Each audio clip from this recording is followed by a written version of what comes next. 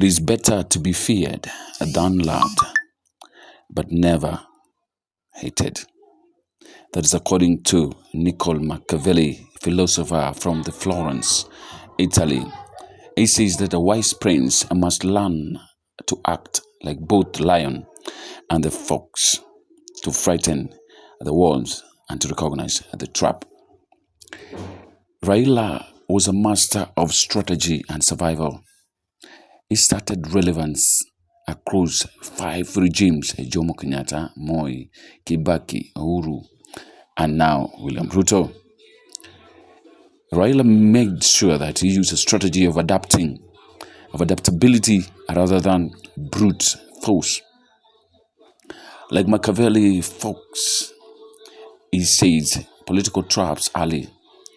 Raila realized political traps early, outsmarted opponents, and repositioned himself when times changed.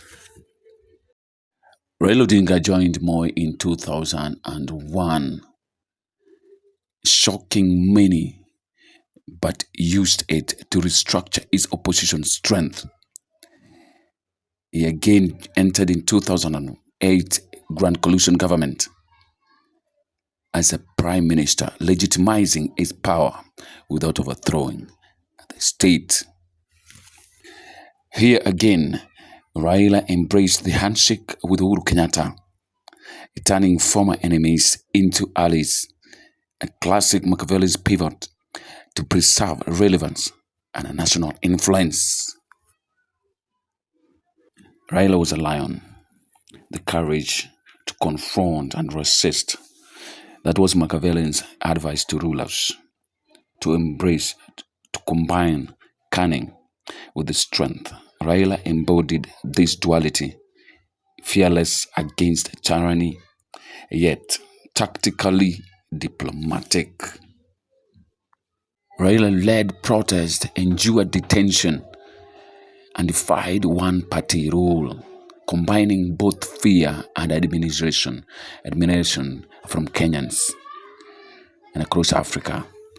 Raila became a symbol of resistance and conscience of democracy, making every regime acknowledge his political weight, even when they opposed him. The balance of fear, love, and legitimacy.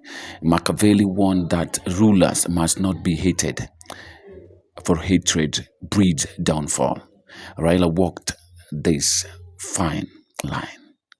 Even his fiercest rivals respected him as a patriot, not as an enemy of the state.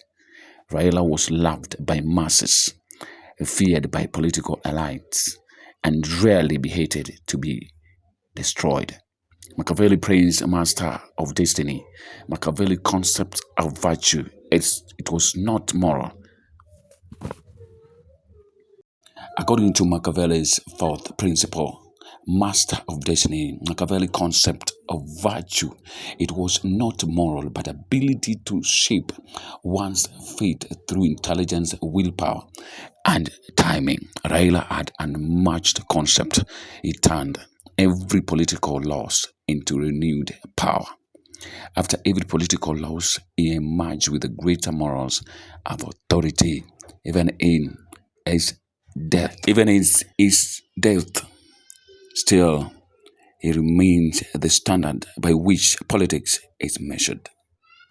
Machiavelli's principles, embodied by Raila, says a prince must learn to be both the lion and the fox, to conquer by strength and survive by wisdom. And that is how Raila stood. Recognized, respected, and relevant across all regimes until his final day.